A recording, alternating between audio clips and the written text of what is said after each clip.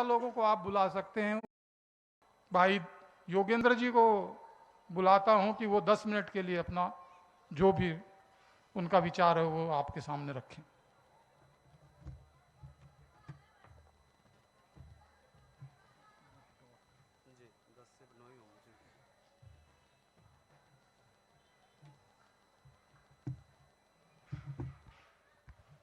ओम ओम विश्वानि देव सवितर्दुरितानि परासव यद्भद्रं तन्न आसव। ओम शांतिः शांतिः शांतिः। ओम। मंच पर उपस्थित सभी विद्वज्जन, सभी बाहर से पधारे हुए अतिथिगण, देश विदेश से पधारे हुए, नेपाल से आए हुए हैं माताओं बहनों,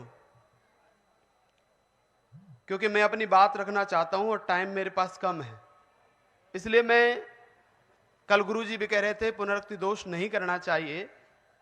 मंच को सम्मानित कर दिया गया है, पुनः बार बार उन चीजों को ना दोहराया जाए, तो अपनी बात को रखता हूं और ध्यानपूर्वक सुनिएगा। जो समस्याएं राष्ट्र की हैं और जिन समस्याओं को लेकर आर्य समाज जूझ रहा है, जिन समस्याओं को लेकर के आर्य समाज को लीडर करना चाहिए था, जो अभी नहीं हो पाया है।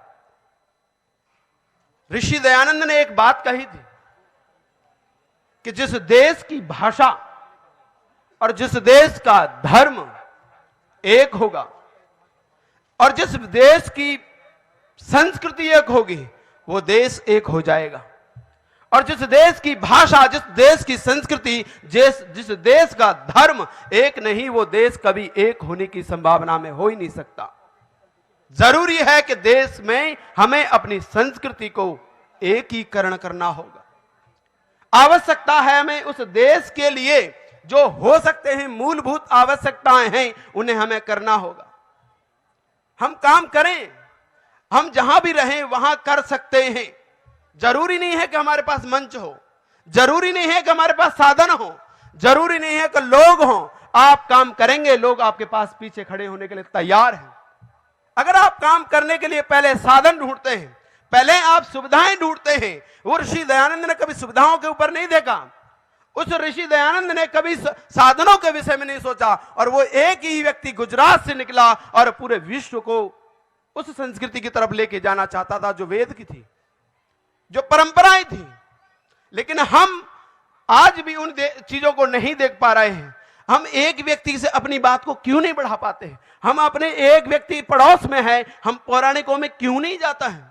हम पौराणिक लोगों को क्यों नहीं जोड़ते हैं? हम अपना कार्यक्रम केवल आर्य समाज में ही क्यों करते हैं? हमारा कार्यक्रम गांव में क्यों नहीं होता? हमारा कार्यक्रम आर्य समाज के अलावा जो मंच है वहां कार्यक्रम क्यों नहीं होता? हमारे पास केवल आर्य समाज ही लोग क्यों आते हैं? पौराणिक लोग क्यों नहीं आते? यह विचारणीय है। राष्ट्र का निर्माण करना है, समाज का निर्माण करना है, तो उसके लिए आपको इन बिंदुओं पर ध्यान देना होगा। हमारा कार्यक्रम, हमारा उत्सव ऐसी जगह होना चाहिए जहां पर आर्य समाज को जानता ही ना हो। वहां पैसा खर्च करें, वहां अपने इन चीजों को लगाएंगे तो हमें ज्यादा परिणाम मिलेंगे। ये लोग सब विद्वान हैं, इन सब ने आर्य समाज को जीवन में जिया है। 50 साल 60 साल इन लोगों ने इस जीवन में जीते हुए उसी समाज को चलाते आ रहे हैं। अगर ये लोग मिलकर के अलग अलग जगह पर उत्सव रखते हैं तो वो काम ज्यादा अच्छा होगा, वो कार्य ज्यादा जरूरी है। आप किसी भी समाज से जुड़ जाइए, आप किसी भी समाज के साथ काम करिए, वहां से एक्टिविटी बनाइए, गतिविधियां करिए, आप उनकी सुनिए। अगर आप उनकी सुनेंगे नहीं तो आप अपनी बात कभी नहीं सुना पाएंगे। लेकिन हम क्या करते हैं? हम आर्य समाज के जो लोग हैं, हम अपनी सुनाते हैं, सुनते नहीं हैं। और आज जरूरत है देश को सुनने की। आप उसे सुनिए, आप उसको सुनेंगे, धारण करेंगे, तब आप अपने आप बात रख पाएंगे, और जो व्यक्ति सुन लेगा ना वो आपका अपना होगा, आपके साथ जुड़ जाएगा। लेकिन हमारी जो स्थिति है वो ये हो गई है, थोड़ा सा ज्ञान, थोड़ा सा अनुभव, थोड़ी सी चीजों को लेकर के हम परोसने लग जाते हैं और हमारे पास अनुभव होता नहीं है, और दूसरा व्यक्ति कहीं ना कहीं हमें टक्कर देता है। फिर इसलिए पहले उसको सुनिए, और सुनने वाला ही व्यक्ति, एक भागवत में कहावत आती है, भागवत में कहावत है, और वो ये है कि परीक्षित जैसा श्रोता और सुखदेव जैसा वक्ता अगर हो जाएगा तो मुक्ति हो जाएगी। उसे गलत रूप में ना लीजिएगा। अगर आपके अंदर इतनी आस्था है, श्रद्धा है, प्रेम है, आप उसको सुनने के लायक हैं, तो आपका कल्याण अवश्य होगा। और यह काम केवल मेरा नहीं है, इनका नहीं है, हम सबका कार्य है। हमें अपने जो व्यवहार हैं, हमारे व्यवहारों से जो कष्ट होते हैं लोगों को, उन व्यवहारों को हमें परिवर्तन करना होगा। हमें अपनी चीजों को लेकर के सामने किसी को टोकने की आवश्यकता नहीं है। उससे को कुछ कहना है तो साइड में ले जाकर के कुछ बात कह दो, वो सबसे बढ़िया है।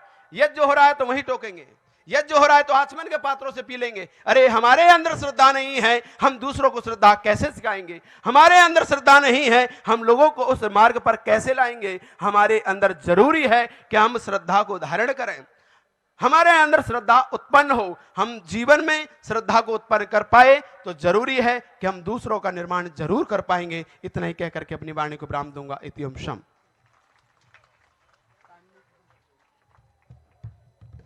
धन्यवाद विनोद जी। मुझे लगता है कि आप जैसे लोग इस आर्य समाज को अगर 50 लोग भी मिल जाएं, ज़्यादा नहीं, आप हुए, दिनेश जी हुए, ऐसे गौतम जी आएंगे अभी, वो होंगे, ऐसे 50 लोग हम लोगों को, युवा लोग मिल जाएं, तो संभवतः जो हम आर्य समाज के सिद्धांत हैं उनको कम से कम 100% कवर नहीं कर पाएंगे तो कम से कम 50-60% कर लेंगे। और पुराने ज़माने में 50-60% डिस्टिंक्शन मार्क्स होते थे, आजकल तो 100 में से 100 आ रहे हैं, जिसकी वैल्यू बची नहीं है वैसे। क्योंकि पहले किताबी ज्ञान नहीं होता था, पहले यूनिवर्सली आपको सामाजिक परिदृश्य में पढ़ाया जाता था, और उसी हिसाब से आपका आगे बढ़ने का तरीका, किस तरह की बातें होती थी। इसलिए बहुत बहुत धन्यवाद भाई योगेंद्र जी। अब इसी श्रृंखला में मैं आगे बढ़ाते हुए